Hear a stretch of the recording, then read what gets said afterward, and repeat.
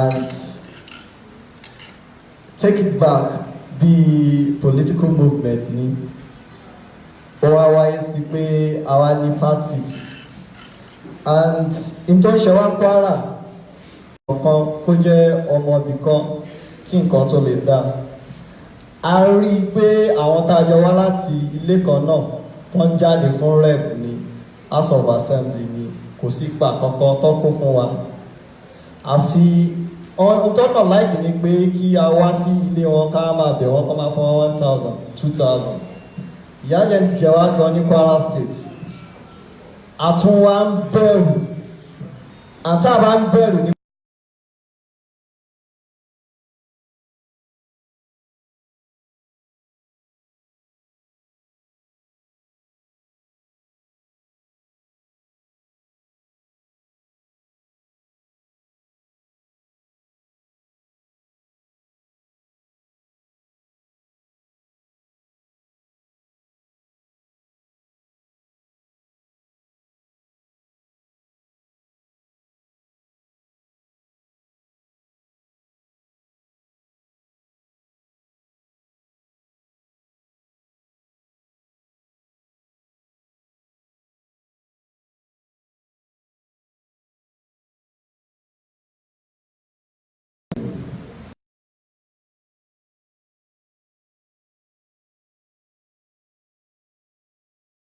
Ẹni ní orúkọ rẹ̀ ọmọ Òmùaran ni ọmọ Kwara kò sí nǹkan tó gbé wá fún Ọ̀fà tó bá lọ sí ìlú ẹ̀ Ọ̀fà ló kọ́kọ́ máa kàn tí ẹni tí ń bá ṣọ̀fà definitely ó máa ṣe ó wá jọ mí lójú pé àwọn tó kó tájọ rìn jọ yẹn ọ̀rọ̀ tó yẹ kó sọ wọn sọ wọ́n kàn praise àwọn olóṣèlú wa kí náà ṣe àwọn èèyàn wọ́n pa àwọn èèyàn wọ́n gbé mọ́tò wá ṣé kò yẹ kó gbé mọ́tò wá tẹ́lẹ̀ ṣé wọ́n mọ̀ pé yẹ kí irú àwọn mọ́tò yẹn wà kí àwọn security wà ní Ọ̀fà tẹ́lẹ̀ iṣẹ́ wọn ni tí olóṣèlú bá ṣe nǹkan fún wa àwọn ọmọ òrùngbọ́n ṣe wá láàánú kò ṣe àánú náà ṣe fún wa ẹ̀tọ́ wa tó yẹ kó ṣe fún wa ni ò ṣe fún wa ó máa dàbí pé àánú ni wọ́n ṣe fún wa kí mo sọ lọ àwọn youth bíi tèmi wọ́n bẹ̀rẹ̀ sí ní praise àwọn gómìnà pé àwọn dúpẹ́ lọ́wọ́ wọn pé ìgbà tí ìṣẹ̀lẹ̀ ṣẹlẹ̀ wọ́n sáré gbé mọ́tò wá ṣé wọn mọ̀ bóyá kán gbé mọ́tò wá ọmọ ilé dìde níjọ́ yẹn níwájú kábíyèsí ló sọ̀rọ̀ ó ní kò yẹ kí a máa yin àwọn olórí wa ìyìn tá a yìn wọ́n ló fi fà á pé gbogbo tó bá ń ṣe ọmọ àwọn òpin ní àwọn ṣe wá ní àánú security kìíní wọ́n gba owó security vote wọ́n gbà á kí náà fi ṣe nílẹ̀ yìí nítorí ẹ̀kọ́ fi ṣe wọ́n ṣe àwọn mọ́tò amọ́tàn tó ẹ̀kọ́ gbé wá náà ni ẹ̀wọ̀n gbé wá ẹ̀ wá bẹ̀rẹ̀ sí yìn wọ́n kí lẹ́ yìn wọ́n fún lẹ́yìn pé nǹkan tó ti bàjẹ́ ó ti bàjẹ́ ẹ̀ wá yìn wọ́n àwọn tó gbé wá yẹn náà ni wọ́n wà níbi ọ̀gẹ́ bisikíìtì tó máa gba 20 naira 50 naira lọ́wọ́ àwọn èèyàn ṣó yẹ kó rí bẹ́ẹ̀ àdé sọ̀rọ̀ ìyá dẹ̀ jẹ wá ní Kwara State tí tẹ́ bá lọ sí Kwara North ẹ mọ̀ pé ìyá ń jẹ Kwara kọjá níta lérò lọ àwọn táwa ní Kwara South àwọn là tún gbádùn fún ìdí èyí nǹkan kan náà ni wá wọ́n dẹ̀ fi ìyà jẹ wá adẹ̀rẹ́ àwọn kan tó yẹ pé wọ́n ń ṣe Kwara náà ti wá wọ́n dẹ̀ ń ṣe nǹkan dáadáa fún wa níta tá a bá létà téèyàn bá kúrò ní Kwara lẹ́yìn tó bá lọ ta ojú máa tì í tó bá nípo níbo ló ti wá òní fẹ́ dákọ̀ Kwara ṣé mo parẹ́ ni ní fẹ́ dákọ̀ pé Kwara lẹ ti wá ẹ máa claim another state because wọ́n ti bà nǹkan jẹ́ nílẹ̀ yìí àwọn tún ti bà nǹkan jẹ́ lẹ́yìn pé nǹkan ń ṣe òṣèlú tá à ń ṣe ń sìn òṣèlú owó oníyà fi ń jẹ wá wọ́n invest ní tẹ́ bá dìbò fún wọn owó yẹn ni wọ́n kó padà nítorí yẹ kán ṣe wọn ṣe torí wọ́n lọ gbowó báǹkì àwa ti wá àsì lówó à ń pè àwọn èèyàn ní pé kó dákun tọrọ kọ́bọ̀ ẹ̀ dá fún wa táwa fẹ́ ṣe ẹni tẹ́ mọ̀ pé ó fẹ́ ṣe nǹkan tí orí rẹ̀ pè nìyẹn fúndì èyí à ń rọ gbogbo wa tó bá mú wa ẹ jẹ́ ká gbà is a normal thing nǹkan wa ni ẹ jẹ́ kí á gba ẹ̀tọ́ wa ni wọn ṣe fún wa ó kàn jẹ́ pé àsìkò tó yẹ kó ṣe fún wa náà ni àsìkò election àsìkò ìgbà ìdìbò ẹ jẹ́ kó mú wa ká gbà ó tẹ̀ tún rọ̀ wá àwọn Ọ̀fà ẹ̀yin bàbá wa ẹ̀yin ìyá wa ẹ̀yin ẹ̀gbọ́n ẹ̀yin àbúrò ẹ jẹ́ kí á tají á ti sùn ẹ má jẹ́ àtòrí pé 50,000 20,000 tó máa fún wa àwa tí wọ́n ti ìyà tó ti jẹ wá ní Ọ̀fà yìí ìyà yìí ti pọ̀ jù àsìkò wa tó láti gbòmìnira ẹ jọ̀ọ́ ẹ jẹ́ kí a mọ̀ tí à ń ṣe ẹ ṣeun gan ni.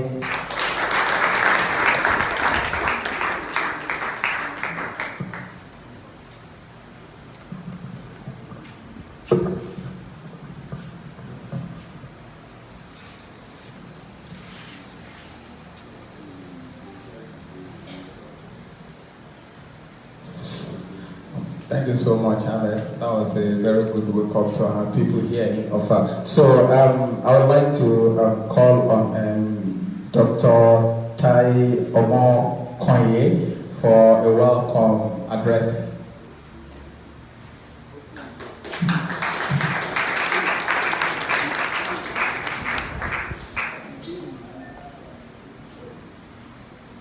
Our presidential candidate, the people of the ẹjọ́ mi ní ìgbà wá ní àsìkò orí àwọn bàbá tí ó ti dúró pẹ́ wọ́n ní ká wẹ́kọ̀mù ààrẹ wa tó wà níbà yìí máa wẹ́kọ̀mù tọ̀fàtọ̀fà nítorí pé ìfẹ́ náà ní sí wa pé àwọn ò lè wá Kwara pé àwọn ò lè wá sí Kwara kí àwọn ọmọ di Ọ̀fà wọ́n ti recognize pé tá a bá fẹ́ kọ history Nàìjíríà tá a bá fi Ọ̀fà sí kò tí complete àtúndúpẹ́ lọ́wọ́ yín pé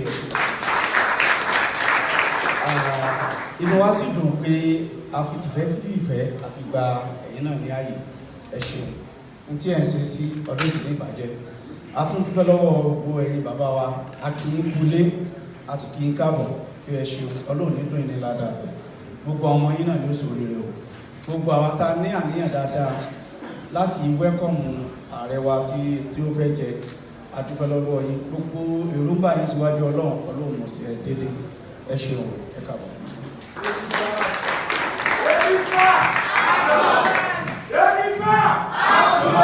Thank you very much, Doctor. Take it back. Take it back. AAC. AAC. Take it back. Thank you very much.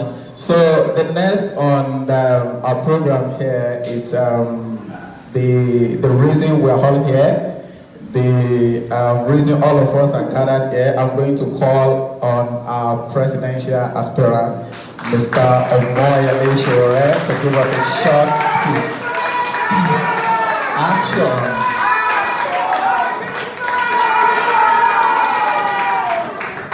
Take it back. AAC. Take it back. AAC. Take it back. Please have a seat. I would be speaking a mixture of English and Yoruba because of our audience seated here are Yoruba people likely. But we also have an accompanying audience on the internet all over the world who are here watching what we are doing. So mo fẹ́ kí ẹ̀yin bàbá wa, ẹ̀yin ìyá wa, ẹ̀yin àbúrò wa, ẹ̀gbọ́n wa, ọmọdé àgbà nílùú Ọ̀fà pé ẹ káàbọ̀ sórí ètò wa lónìí. Kí a tún wá sí town hall meeting níbí àti lọ sí ọ̀dọ̀ kábíyèsí àti ọ̀dọ̀ Professor Oyawoye láti lọ kí wọn. Àmọ́ ká tó bẹ̀rẹ̀ ètò ìní mo fẹ́ kí a dìde fún àwọn èèyàn tí wọ́n pa ní bank robbery nílùú Ọ̀fà. Ní ìṣẹ́jú kan.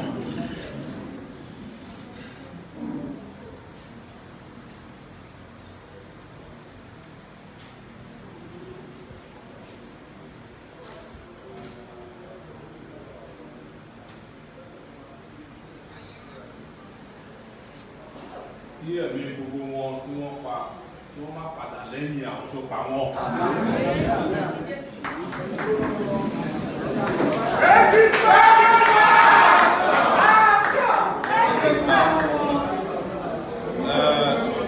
Ìdí tí mo ṣe sọ bẹ́ẹ̀ ni pé ṣẹ́rí ìlú Ọ̀fà ó jẹ́ ìlú tó jẹ́ ìlú pàtàkì ní Kwara State bẹ́ẹ̀ náà ni Ìlọrin àti gbogbo àwọn ìlú tó wà ní Kwara State. Àmọ́ ìlú yìí jẹ́ ìlú tó ṣe pàtàkì tó jẹ́ pé wọn ò fi yín lọ́rùn lẹ̀ torí wọ́n ti rí ìràwọ̀ Ọ̀fà wọ́n lọ bu omi pẹ̀lú korobá àmọ́ wọn lè parawọ́ yín wọ́n fẹ́ wọn kọ̀ bẹ́ẹ̀.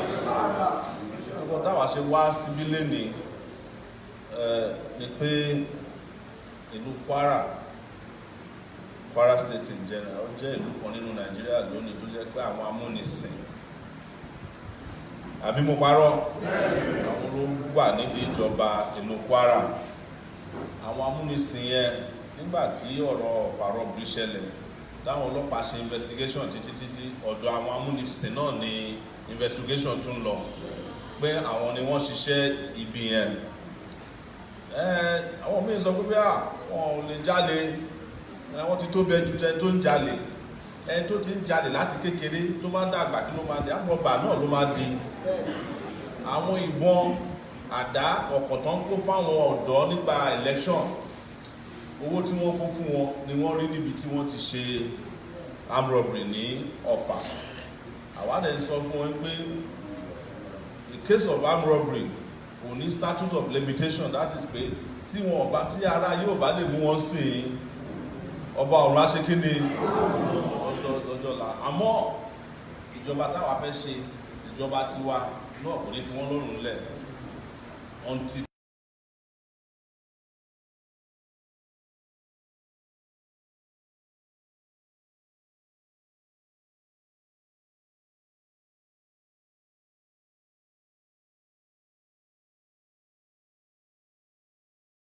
sílẹ̀ tí wọ́n mọ̀ sí African Action Congress. Ká tó dá ẹgbẹ́ yẹn sílẹ̀ àti dá movement kan sílẹ̀ tí wọ́n mọ̀ sí Take It Back. Take It Back oṣù mẹ́fà péré láti ṣe ní orílẹ̀-èdè Nàìjíríà. Àmọ́ kò sí ibi tí wọ́n ti mọ̀ wá lórílẹ̀-èdè Nàìjíríà lónìí láàrin oṣù mẹ́fà péré. Take it back! Action! Láti rí pé a ju bí ẹ̀ṣẹ̀ ń wò wáyé lọ ní àná ní ìlú Amẹ́ríkà ẹni tí wọ́n mọ̀ sí Barack Obama nígbà tó ń sọ̀rọ̀ Take It Back náà ló kọ sí iwájú ibi tó ti ń sọ̀rọ̀. Ìyẹn ni pé àìdíà yẹn ti tún bọ́ sí ẹ̀rọ ayélujára tí wọ́n mọ̀ sí internet. Èmi tí mo dúró níwájú yín lénìí orúkọ mi ni Omoyele Sowore bó ṣe wà ní ni mo ti ń bá yín jà láti jà fún ẹ̀tọ́ ìlú yìí láti ìgbà tí mo ti wà ní ọmọ ogún ọdún ní University of Lagos títí wá di ìsìn. Àwọn ibi tá ti ń jà takuntakun jù náà ní ibi àwọn Kwara yìí níbi tá ti rí àwọn tó máa ń jalè ní báǹkì tẹ́lẹ̀ tí wọ́n ń jẹ gọ́vnà yìí tí wọ́n ń jẹ sẹ́nítọ̀ a lè ní pé aláti gba ìlú wa padà lọ́wọ́ wọn aláti ṣe ìràpadà Ọ̀fà Kwara State àti Nigeria láti ọdún tó ń bọ̀. So what I'm telling you brothers and sisters is that it is very easy to talk about making roads, hospitals, bringing education for our people.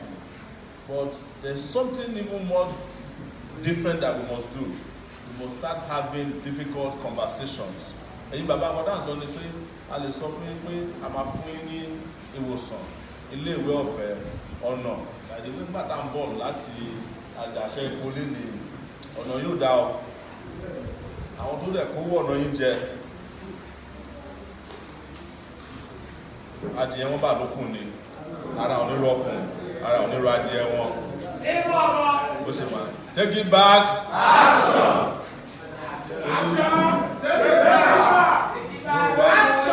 Yorùbá sọ̀rọ̀ wọn kó òwe wọ́n ní fún ẹni tó gbódó mì ìdúró sí ìbẹ̀rẹ̀ òsì. Ohun tó máa ṣẹlẹ̀ sáwọn tó kó wọ̀ ní ẹ̀jẹ̀ kò sí sí bàbá. So àmọ́ láì gbé àwọn nǹkan tó ṣẹlẹ̀ sí wa látẹ̀yìnwá láì gbé yẹ̀wò a lè nílọ síwájú. Nǹkan tó ti ń ṣẹlẹ̀ lórílẹ̀-èdè Nàìjíríà tí orí wa pé tọkàntọkàn tí a wà lóríṣiríṣi ọ̀nà láì béèrè fún ẹ̀tọ́ àwọn aláwa dá ẹgbẹ́ pé àsìkò tí wá tó kágbà yìí lẹ̀ nínú ìyà pé ìyà yìí ó ti tó bá yín lára mu, kò bá yín náà lára mu. Kò bá yín náà lára mu. So pé ta ló sọ pé ṣé Buhari mẹ́ẹ̀? Ṣé ń Buhari ṣé kò sí. So gbẹ́gẹ́ dìbò fún ẹgbẹ́ AAC.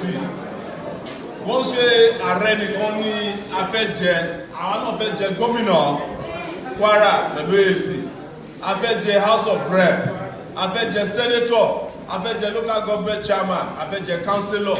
Gbogbo yín ẹ̀yin ọ̀dọ́ tẹ́ bá ní interest, fọ́ọ̀mù tiwa kò kí ń ṣe 4 million naira. Àwọn tí ẹ tó bá lọ ra fọ́ọ̀mù ní 4 million naira láti jẹ House of Rep member tó bá débẹ̀ ṣe rò kó máa rántí yín ni. Kò lè rántí yín. Ó ti fi owó yín, ó ti fi ra gbaná APC àti ti PDP. Take it back. Take it back. Owó yín ó ti jóná nìyẹn. So a lè gbà wọ́n láyè láti máa fi wá gba pààrọ̀ lọ́dọọdún tí wọ́n ń ṣe election la ṣe fúnra wa, la ṣe kóra wa síwájú ilé ni pé ká sowọ́pọ̀, ká gbìmọ̀ pọ̀, ká yan ọ̀dọ́ tó bá lè tún orílẹ̀-èdè yìí ṣe láti jẹ́ ààrẹ orílẹ̀-èdè wa Nàìjíríà. Òun la ṣe wá síbí lénìí. Àwọn nǹkan bàtà lè ṣe fún yín lóríṣiríṣi tí ó ṣeé ṣe. Mo ń ṣe pé kó máa fún yín ní 1,000 naira nígbà election nìkan ní ẹ̀tọ́.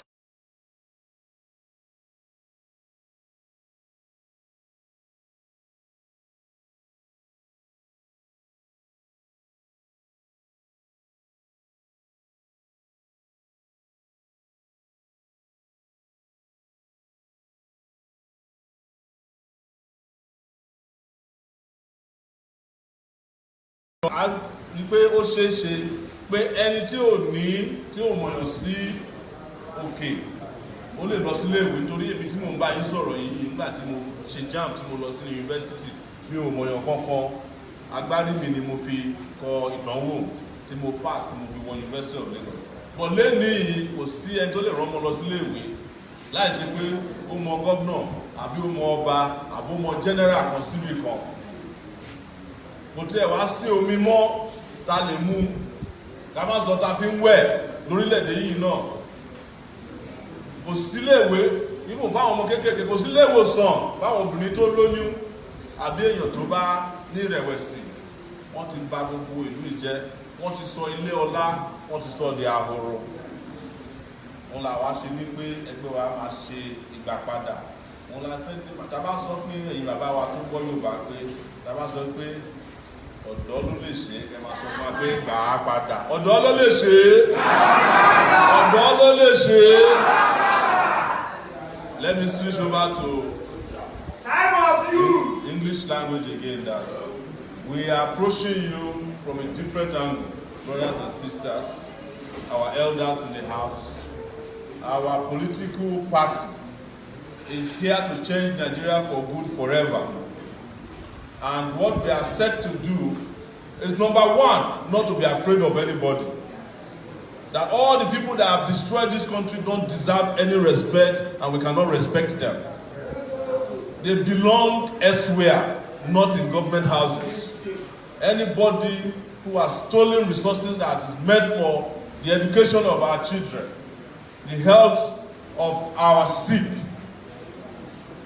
the highway for our own access and integration, money meant for agricultural production, money meant for security, electricity, infrastructural developments, tourism. We are going to take our country back from them, and we are going to choose one of our own competent person to run this country for us.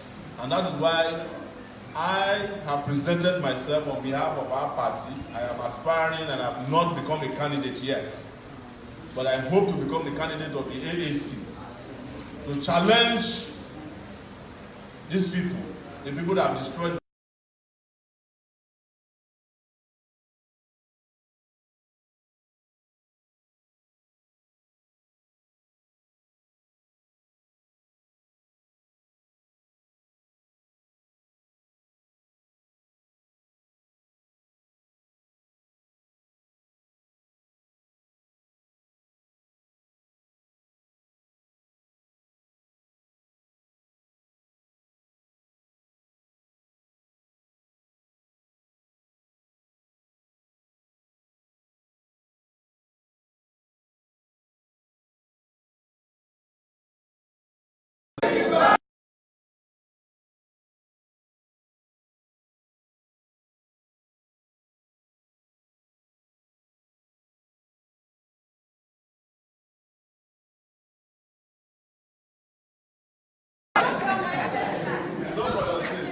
Anyway, on a serious note, that is why we have come today to offer. And to also commiserate with the families of those 33 persons, innocent of our individuals who were innocently, who were murdered by people who were armed by our politicians. And like I've said in Yoruba, there is no statute of limitation for a crime against humanity. And the capability to go anywhere we want in Nigeria. And we have the intellect to describe what we want and what we need.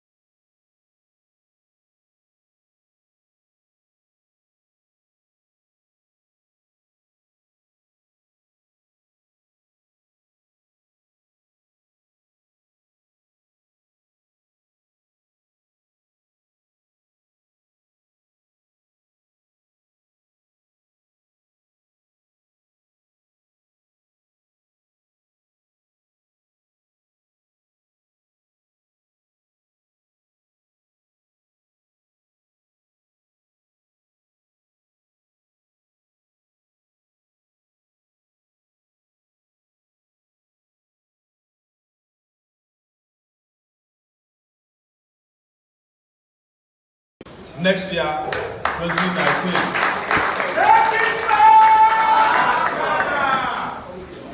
You can see the energy in the room. We did not pay anybody to come here. They came on their own volition because they want a better country. And since we started, just 6 months ago, we have become widely known across the world as the most progressive and the most determined and focused political movement in Nigeria that has now become a political party.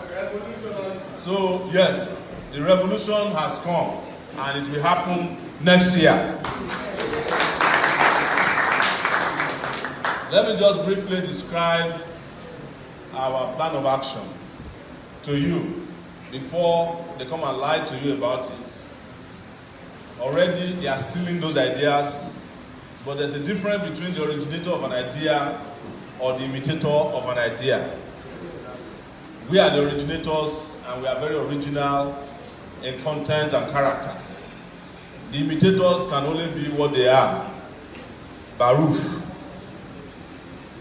Our plan of action, 10 in number. Number 1 is that we must secure this country. And where is a better place to talk about security than Ofa? In Nigeria. Number 2, we are going to provide power, electricity. Where's a better place than Ofa? There was a time I think I read or I reported on Sahara Reporters that Ofa did not have electricity for how many months? 6 months. My brain is still very fresh. Yes, because I did the report, I was reporting on it in those days. 6 months.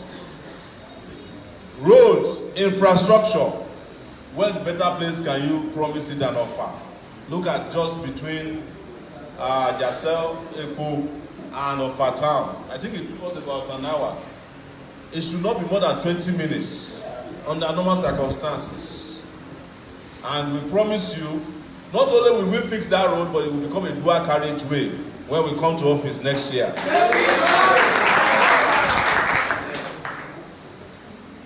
And we are going to fight corruption. Where's the better place to talk about corruption? The people of Ofa are victims of the worst form of corruption perpetrated in Nigeria. Right there in Ilorin, by the people that you said came from Ogun State. You didn't hear it from me, that people said that.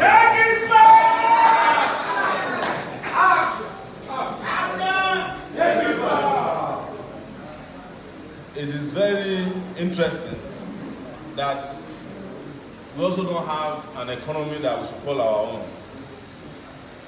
And we will bring about an economy that will benefit the people of Ofa. What do people in Ofa do? Mostly agriculture, right? In Kwara State here, Kwara used to produce sugar, basita. Is it basita? Bashita.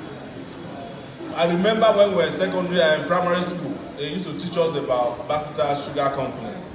Today, there's not even a road linking Basita. We have gone round this Kwara. Some of the worst primary and secondary schools are based here in Kwara. Am I lying? Yes, sir. So you have become victims of the worst form of corruption. The people who are stealing your money. One of them had a wedding for his daughter in 3 cities around Nigeria. Had one in Ilorin, had one in Lagos, had one in Abuja, and I saw they had one in Dubai and London as well. But the people of Kwara cannot afford 3 square meals per day. They have no roads, they have no hospitals. If you go to Ilorin, that is even the capital of Kwara State, is the worst capital city. And the reason is because you are being cheated. Also, one of our plans is restructuring of Nigeria. And when you hear restructuring, where is the better place to talk about restructuring? Ofa. The reason is that the Olofa of Ofa should be a first-class Oba in a restructured Nigeria. Right? But they will not let it happen. I mean, it's a first class, but you know how they treat him. Because I had to do a story on the Olofa of Ofa when they were planning to remove him because he was not doing their. Sorry, I wanted to correct that he's a first class Oba. But you know there are first class of first class. Well, they don't allow you into the inner room of the first class Oba because you are treated as a second class, first class. So everybody in Nigeria deserves a restructured Nigeria. If Nigeria was restructured, what had happened in Ofa, killing 33 people, may not have happened. Probably would not have happened because you have your own police that would not have turned their back on their people getting killed for 4 hours. There was no response from the Nigerian police in Ofa. Then after 33 people were killed, they were shedding crocodile tears and bringing armor tank to Ofa. If the armor tank was there before then, why didn't they release to you before the incident happened? Not only were they shedding crocodile tears, they had the audacity to accompany themselves to the palace of Olofa with some of the people that carried out the killings. What an insult upon injury. So far ni àwọn mọ̀ sí Spicer hits àwọn program tá a fẹ́ ṣe lẹ́ẹ̀kọ̀ọ̀kan láti gbé Nàìjíríà dìde ní a sọ pé number 1 the security ńlá jẹ́ sọ pé nílùú Ọ̀fà yìí ẹ deserve security tí ó múnádóko pé power electricity ẹ̀rọ ìyẹ̀ṣẹ́ ọmọnàmọ́ iná ọmọnàmọ́ná ẹ má bínú sí Yorùbá mi pé iná ọmọnàmọ́ná láyé ìgbà kan nílùú Ọ̀fà yẹn ní kò sí lọ lóṣù 6 irú ẹ̀ ò ṣe ń gbọ́ ààbá yín gbéṣọ̀ pé iná yóò lọ mọ́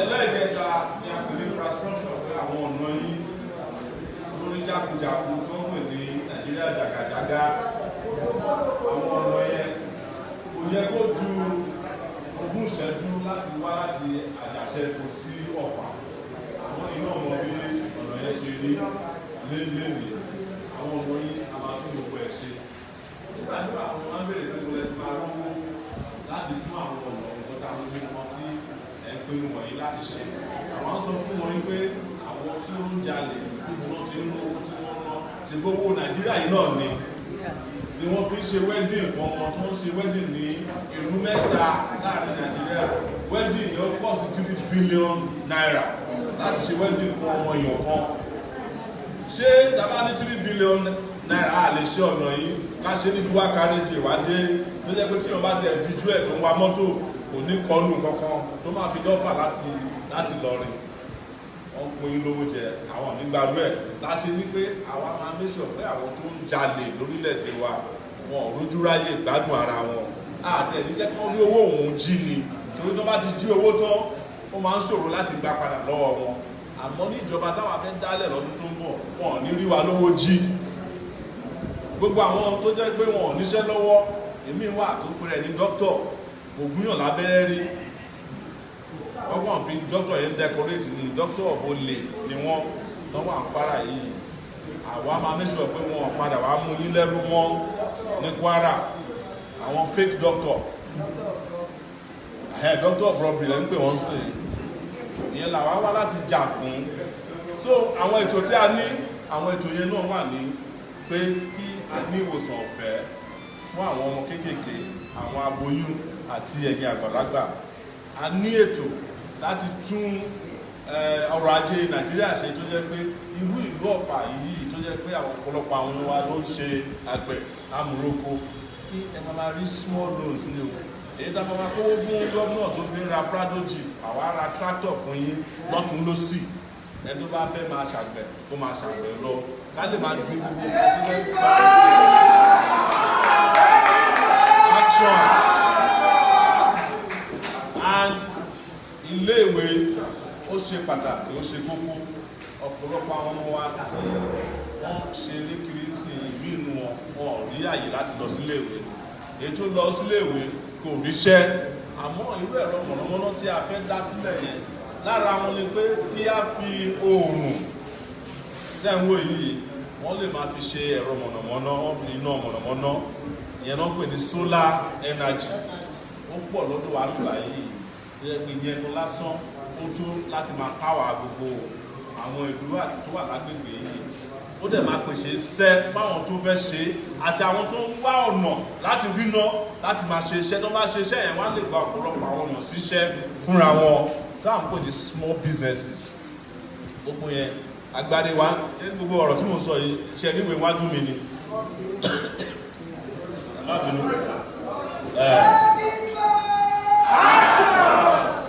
wọn ò lè rí wa gbéṣe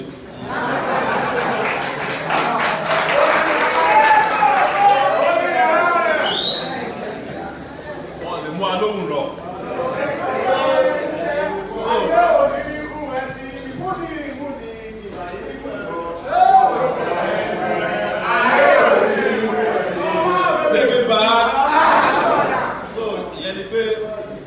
gbogbo tá a sọ wọ̀nyí náà ní láti ṣe pẹ̀lú tourism káàkiri Nàìjíríà pé ká tẹ̀ ní Nàìjíríà tí gbogbo ayé tó ń gbọ́n pa ẹ̀ ká ní Nàìjíríà tí gbogbo ayé fẹ́ lọ yọjú sí kó má di wípé àwọn ìlú kékèké bíi Ghana, Togo, Benin Republic ó tún ṣe dáadáa jù wá lọ ìyẹn ni pé ẹlòmíì tí ò bá tí ì rán ọmọ ẹ̀ lọ sílé ìwé ní Ghana kò rí bí rán ọmọ àmọ́ bó láti fẹ́ rówó láti máa rán ọmọ lọ sílé ìwé ní Ghana kí ló tiẹ̀ wá fà á tó jẹ́ pé àwọn ilé ìwé Ghana wọ́n dáa ju ti Nàìjíríà lọ Nàìjíríà tó jẹ́ pé ó ti ń tepo láti almost 70 years ago ní Nàìjíríà tí wọ́n ti ń ta epo kí ló dé tó jẹ́ pé àwa ń ṣiṣẹ́ bíi erin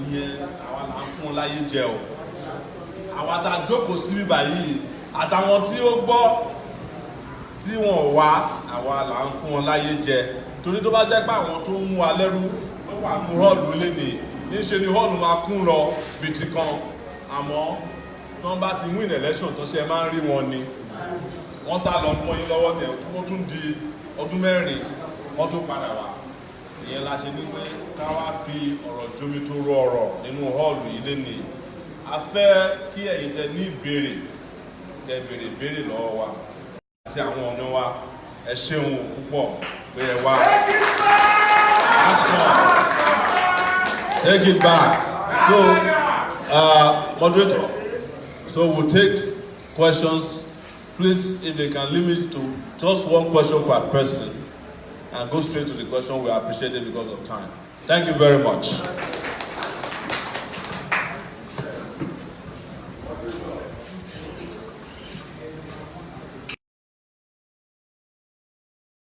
Thank you very much. Onífẹ́ sọ òyìnbó àti torí àsìkò. Sẹ́rí ọmọkùnrin tó dúró níwájú wa ní ẹ̀ẹ̀mọ́ dáadáa ọ̀. Tẹ bá mọ̀ ẹ́ ẹ́ rí pé this is the right material, the good material for Nigeria, not for us. Because of time, I feel well. Ó wá kò kò sáà ní Ondo State ní year 2000, so 2001. Ìgáṣẹ́rì ti community ní àkókò Northwest. Ibẹ̀ ni mo ti bá ìtàn bàbá ìgbàgbé. Mo wá pọ̀ láti Ìlọrin sí mo wá rí wọn police station wọ́n ní wọ́n ṣe booking. Àti ìwọ̀n abẹ́ ìgbé bolúbẹ́ níwájú òde fún mi. He is a fearless person. He is a tiger. He is a lion. He is godly. Wàhálà ìtẹ̀láyà. Èmi ti dá sẹ́yìn níbi òṣèlú nígbà díẹ̀ nígbà tí mo ní lónìí. I'm very delighted with God. Because gbogbo tó sọ yìí tẹ́ bá mọ ìtàn rẹ̀ níbi tó ti bá ti bíbí ń bọ̀ láti kékeré gbogbo ọdún tó ní ẹ̀. Ó dé federal ó dé state government nígbà tó wà ní university senator òdìbò tó ń bọ̀ ó ní Nigeria youth want to use your vehicle ìyá dáadáa ẹ̀ sì kàn fún ẹ̀. Not because of his own personal interest fún Valentine Day kan Coca-Cola ti donate trailer load of minerals ní mẹ́rin ọ̀pọ̀lọpọ̀ beach. Then they voted him as the union president. Àwọn tí máa ń da àtọ́ lúlẹ̀ wá fẹ́ ní lára. Zimbabwe láti kékeré ẹ̀ ló ti máa ń correct wrongs, ó ti máa ń right wrongs. Wà náà tí irú wọn bá pọ̀ kí ọlọ́pàá fún láṣeyọrí. We have hope in him, irrespective of the party. Wọ́n kàn ní olóòótọ́ kì í dépò olórí ọ̀pọ̀lọpọ̀ ogun débẹ̀. He is man of the masses. He has been destined to be like that. Tí ẹ bá mọ̀ gẹ́gẹ́ bí èmi ṣe mọ̀ kí n tó bá pàdé face to face lónìí. In fact, you will still call other people to sacrifice their vote for him. So whatever that takes to be the president, God will help you. Nobody praying for anything. The leaflet I collected on this girl, this my sister. I pasted it in front of my career. On getting here, I met my learned scholar, Dr. Omoyele. So, bó ṣe máa bẹ̀rẹ̀ nìyí o, ẹ jẹ́ ká máa follow history. Àwọn tí wọ́n bíire, olówó kò ní kẹ̀kẹ́ kò ní Sahara report tó wà Nàìjíríà. Wọ́n bá dẹ̀ ṣe ìwà àbàjẹ́, á dẹ̀ mọ̀ correct it. So, I don't want to take much of your time. This is the right material. Tí wọ́n bá ní òkè youth, take it back. So youth yìí o, èmi ò tí ì rí ẹni tí ó tún kéré bíi tiẹ̀ gbogbo àwọn tó ti lọ pósítà o. Tí ẹ jẹ́ ká support ní ìwọ náà support wa.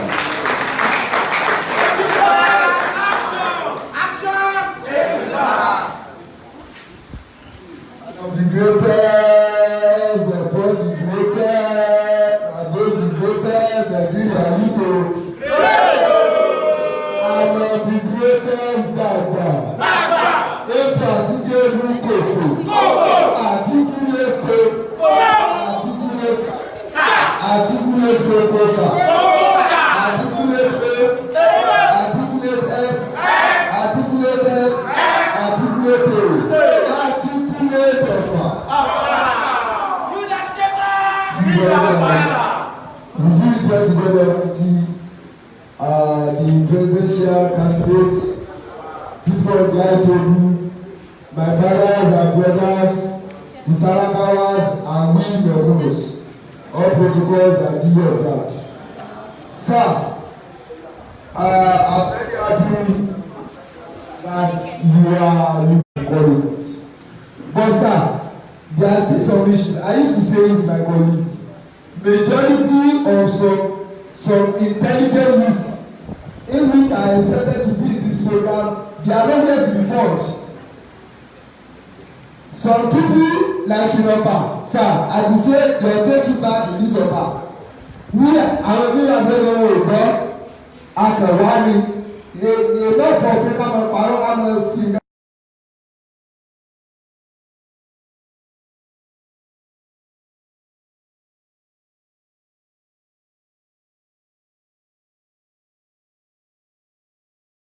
there should be center.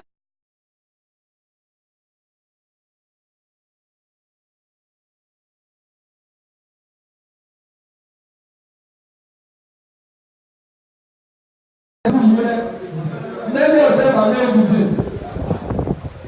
The other time that you come to learning, you are here in learning that we came there, me and my forum, because we are youth forum of our community.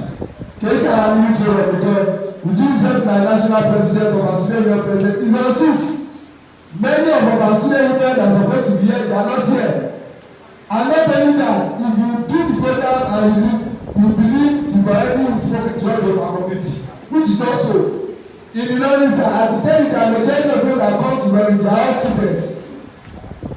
And àwọn ẹgbẹ́ Kwara gẹ́gẹ́ tí ọ̀rọ̀ tẹ̀, they are not here. So, sir, we use that my own suggestion is that even though this taking back they are talking about, so sir, if the repeater was the truth, at least about take over Nigeria, gbogbo ìlú àwọn ẹgbẹ́ jẹ́ strong attended popular youths. They are many that they supposed to do, or even the way you are playing, they supposed to be following you there. Not only that, me ọmọ Ọ̀ṣun olówàbí, ọmọ Kwara olówàbí, ọmọ Èkó olówàbí, all of them that they know they can recognize through they are not we know our leaders in Kwara. I will say they are trying their best because every now and then they making their best so nobody can believe. Bọ́sà àwọn yíìtù tí wọ́n ní pàṣẹ fún ìlú ẹ̀ ti mọ àwọn ẹ̀kọ́ àti ẹ̀gbọ́n náà ní kọ́tà. Àwọn ẹ̀kọ́ ní yíìtù lọ́pà àwọn àti ẹ̀gbọ́n gbogbo progressive ti gbọ́n máa ń ṣe lọ́wọ́lìtì because what is the let me say kí ni assurance pé ní àwọn tí wọ́n wà lára tí mi wọ́n jẹ́bi tí mi wẹ̀. Kábọ́dé dìbò they dey take it back as a brighter future for the youth. Àwọn ọ̀rẹ́ ìlú náà. Ẹgbẹ́ bá mọ̀ wọ́n tí ìwé ẹ̀sùn pẹ̀lẹ́ àwọn kọ̀ọ̀kan ní àgbà àjáyé but if you are to regulate the spirit is there.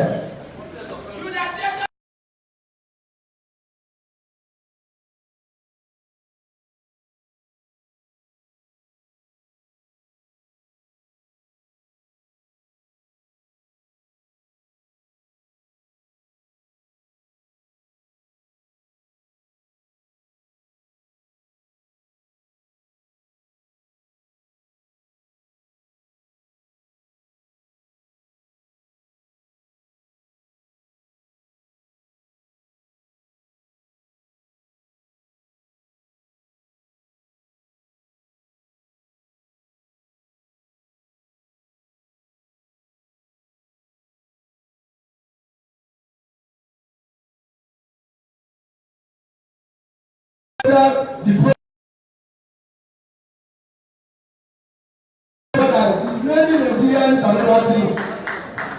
So we do research and we want the organization of this program to work on issue because of our value. We know forever and they also know.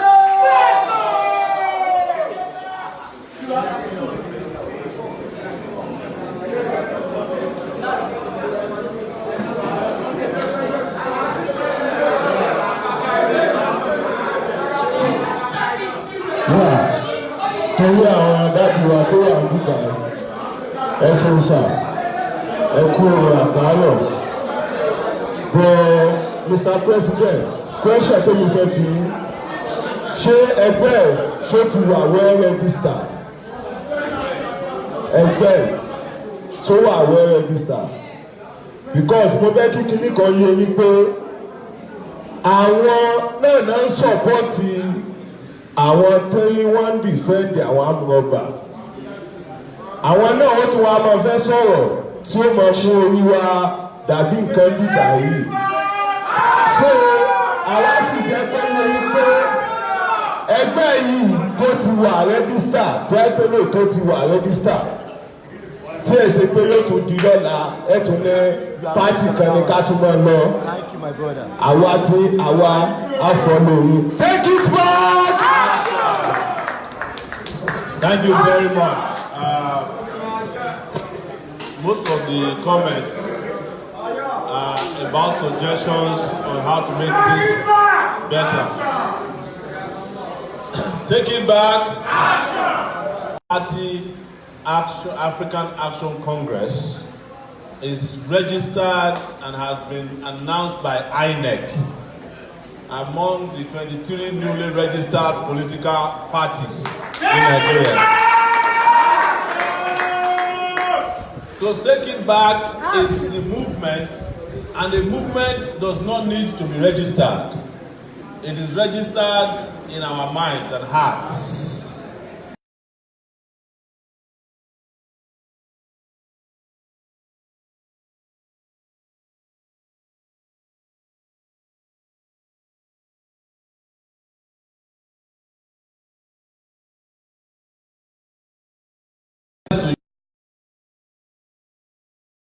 That we are coming. We will make sure that you are informed next time when we are coming. But the awareness that we need to do is an awareness that everybody must do, because you see, you are not voting for me to come and do you a favor. You are voting for me so that we can all realize our rights to be citizens of Nigeria and benefit from the resources of Nigeria. That is why we are going to change the government of Nigeria. As to the next conversation about whether we should blame some people or not, we are not blaming anybody. We are just telling their history, even in a hurry. The truth is that some people stole money in this country that would have made life bearable for you and me.